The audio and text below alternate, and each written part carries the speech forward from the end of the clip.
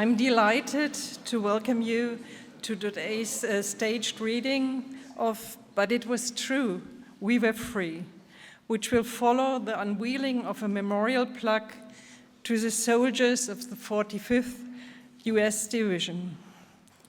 The reading opens the program of events marking the 80th anniversary of Dachau concentration camp. Welcome to the general officers representing the 45th and the 42nd Divisions.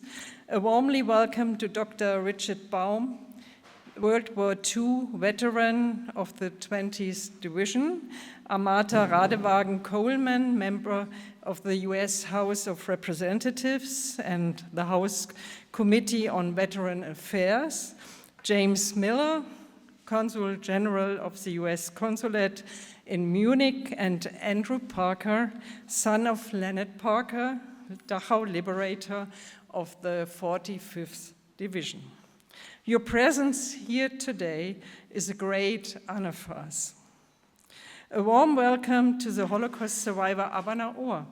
Your presence here today is a precious gift for us, and I also extend a warm welcome to the families of survivors and liberators who have joined us. For many years, you, the survivors and the liberators, have been very active in the work of preserving memories. Now you are with us, the children and grandchildren, and we are tremendously grateful to you for attending. Thank you very much.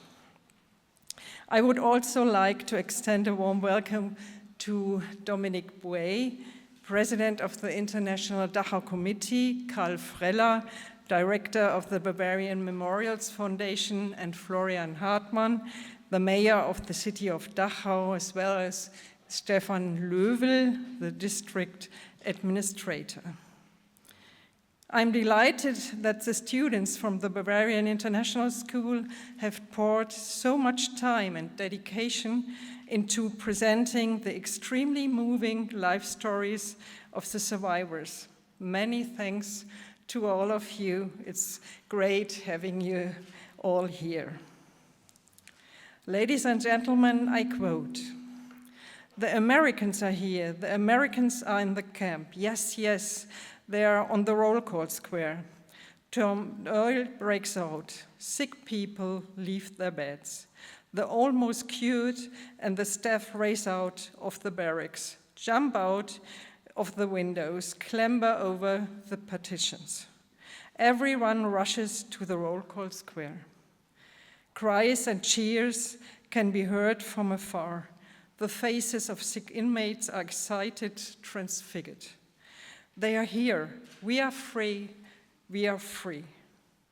Later that evening, the survivor Edgar Kupfer-Kobowitz notes, "The day is over, the 29th of April, and I will celebrate it for the rest of my life as my second birthday, the day that gave me the gift of life anew." These words, German inmate Edgar Kupfer-Kobowitz capture his impressions on April 29th, 1945. On that date, units of the US Armed Forces liberated the prisoners of Dachau concentration camp. The US troops received the order to take over the Dachau concentration camp. An advance team from the 7th Army under Brigadier General Henning Linden, 42nd Infantry Division Rainbow, officially accepted the surrender of the gate to the SS camp. At around the same time, members of the 45th Infantry Division Thunderbird, under the leadership of Lieutenant Colonel Felix L. Sparks, had advanced to the SS camp from the west. There's an extract from a film showing the 157th Infantry Regiment of the 45th US Division on the day of the liberation of Dachau concentration camp. We would like to show you the sequence here. In the film, you can see the US soldiers after coming across a train in Dachau, advancing along the track into the SS compound of the concentration camp. These soldiers made a terrible discovery inside the train. Over 2,000 prisoners had died brutally on the 20-day train journey from Buchenwald concentration camp to Dachau. This gruesome sight, which confronted them, understandably deeply shocked all those who saw it. Please.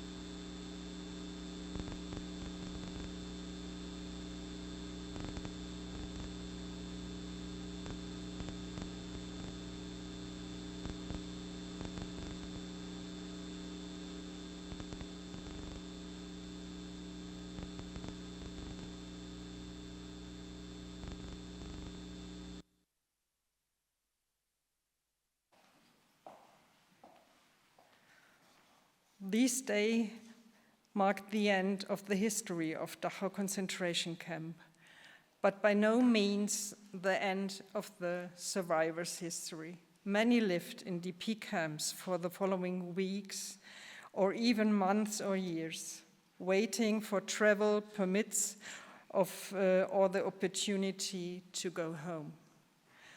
The survivors' main focus was on organizing and rebuilding their lives. But there was only a frequently questionable approach taken by the former inmates' country of origin when addressing their experiences. Numerous countries accused the survivors of being enemy collaborators, and they were faced with further discrimination in their homelands. Many spent their lives waiting vainly for compensation for suffering and recognition of their status as victim of National Socialism. Ladies and gentlemen, to mark the 80th anniversary of the liberation of Dachau concentration camp by US armed forces, the Dachau concentration camp memorial site has produced a reading that brings together quotations from video interviews, published and unpublished contemporary accounts, letters, diary entries, interviews, and statements by liberators and survivors and other contemporary witnesses, all providing profound insights into the dramatic circumstances on and around April the 29th.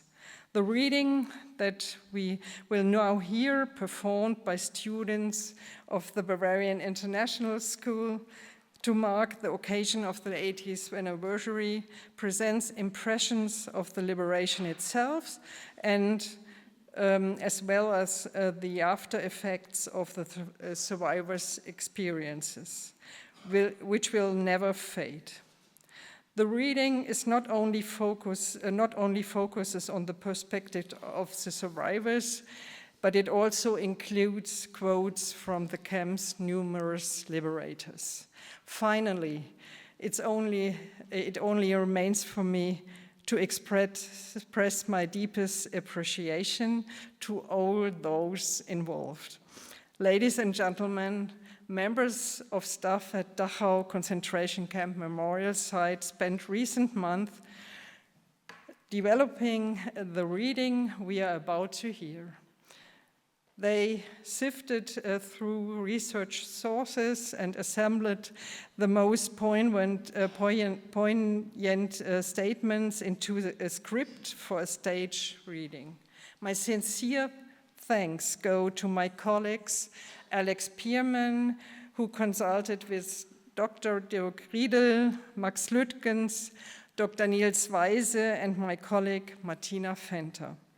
Thank you for your dedication and thank you for your commitment. Thanks also to Max Lüttgens and Martina Fenter, who transformed our project idea into reality with the support of the teachers at the Bavarian International School, Emma Morris, Anne de Rielgen, and David Heath.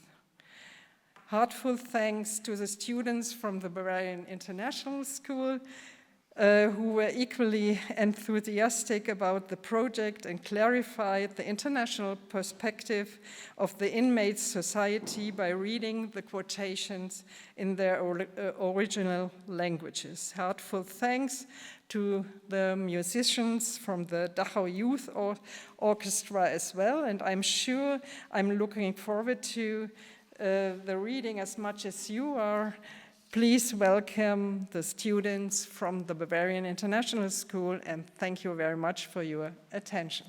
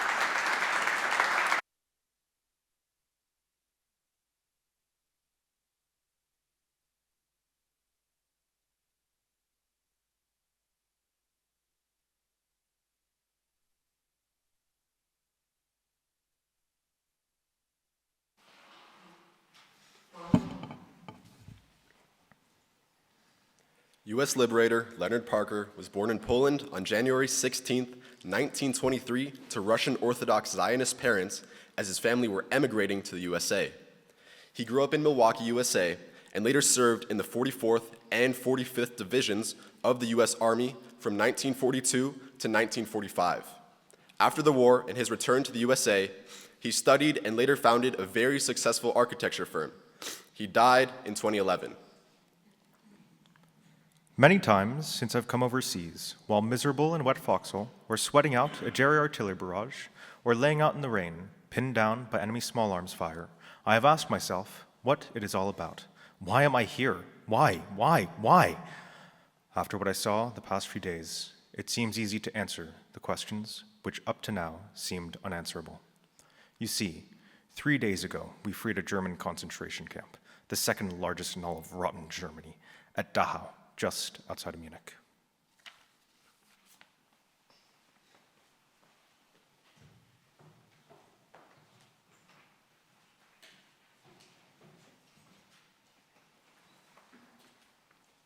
U.S. Liberator Dan Doherty was born on May 30th, 1925 in Austin, Minnesota. He was drafted into the U.S. Army just 17 days after graduating from high school and served in the 44th Division and later in the 45th Division. Today, Dan Doherty lives in Fairfield, California with his wife Norma, with whom he has been married for over 70 years. The train was one of the big experiences of my life. That track was right immediately on the left of the road. And up ahead we saw there was this train sitting there, and we get up there and we make the horrifying discovery that the cars contain just totally emaciated human corpses. Just all skin and bones, nothing but still in the remnants of their striped uniforms, most of them. Well, there's just no way to prepare for that. And we were hardcore infantry, used to death and destruction, but it just blew their soldiers away. And we walked by 39 boxcars with 2,310 corpses of the Army, counted them.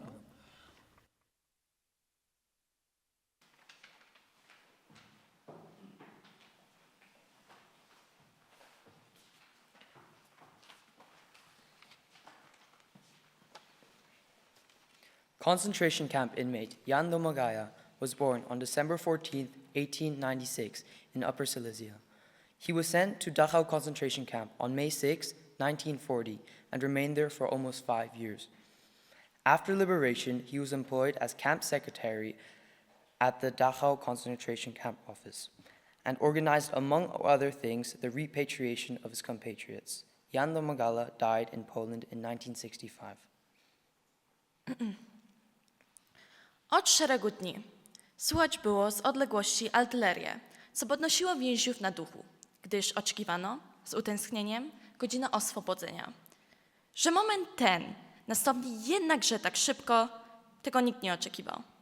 Nagle, bowiem dnia 29 kwietnia 1945 roku, w niedzielę o godzinie 17:15, wpadli do obozu bez większej bitwy pierwsi żołnierze armii amerykańskiej, nasi oswobodziciele, i z tą chwilą ustała wszelka udręka znoszona przez nas przez tyle lat. Radość była przeogromna. Staliśmy się znów wolnymi ludźmi. Zauważyliśmy, że jednak życie ma swoją wartość i że są na świecie ludzie szlachetni.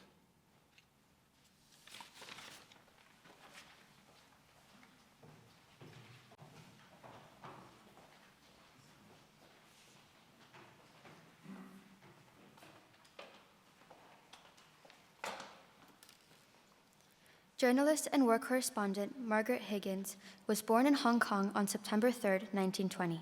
In her later years, she received the Pulitzer Prize for her reporting during the Korean War. Margaret Higgins died at the age of 45 on January 3, 1966, from a tropical disease she contracted on a journalistic assignment in Vietnam. This correspondent and Peter First of the Army newspaper Stars and Stripes were the first two Americans to enter the enclosure at Dachau, where persons possessing some of the best brains in Europe were held during what might have been the most fruitful years of their lives. The minute the two of us entered, a jangled barrage of, "Are you Americans?" in about 16 languages came from the barracks 200 yards from the gate. An affirmative nod caused pandemonium. Tattered, emaciated men, weeping, yelling, and shouting, "Long live America," swept towards the gate in a mob. Those who could not walk limped or crawled. Many of the living were so frail, it seemed impossible they could still be holding on to life.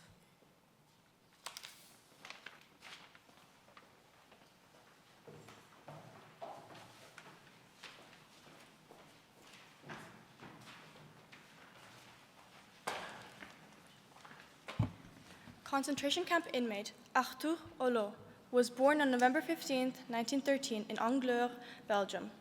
He was sent from Mauthausen concentration camp to Dachau on November 9, 1942, where he remained in custody until the liberation. Due to his activities in the resistance, he was categorized as a so-called night and fog prisoner and was therefore subjected to stricter prison conditions in the camps. Arthur Olo was active in the Committee of Former Dachau Prisoners and was awarded the Bavarian Order of Merit on July 23, 1997. He died on May 24, 2005. Les soldats du dernier Mirador se rendent, et quelques instants plus tard, une auto paraît. Les Américains, déjà, nous sommes dehors, Patrick et moi en tête. 2 soldats franchissent la grille. L'un me tombe dans les bras, je l'embrasse, lui m'embrasse, et je m'aperçois que c'est une femme. Correspondante de guerre américaine, premier Américain pénétré à Dachau libéré.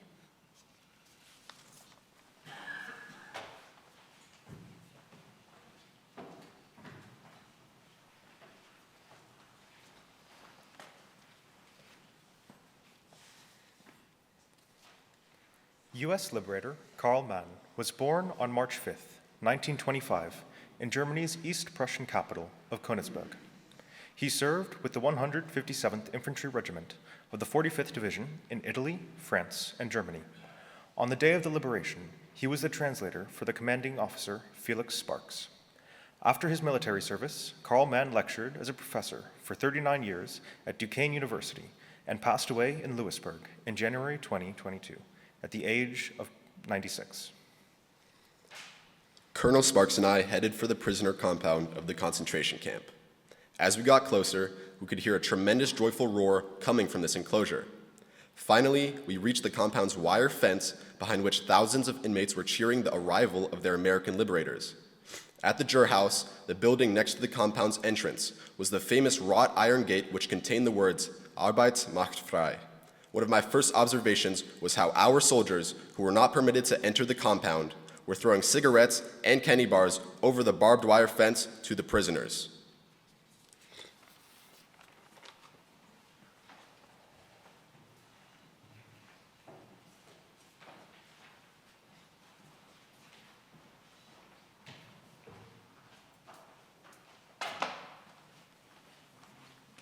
Concentration camp inmate Georgi Alyoshin was born on February 14, 1923, in Dnipro, Ukraine.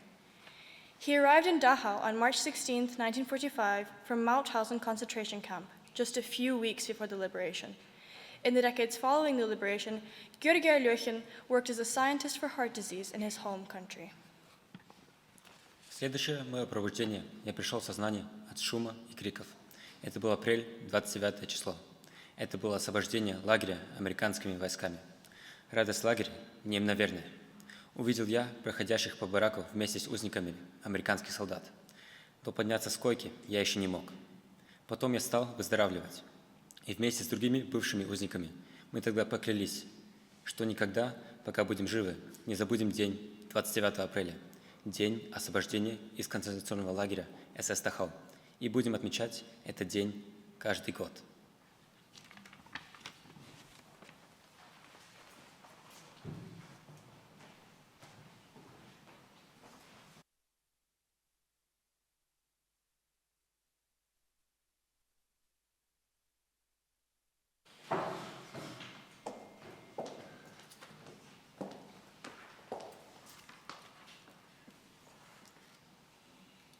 Concentration camp inmate Ella Lingens was born in Vienna on November 18, 1908.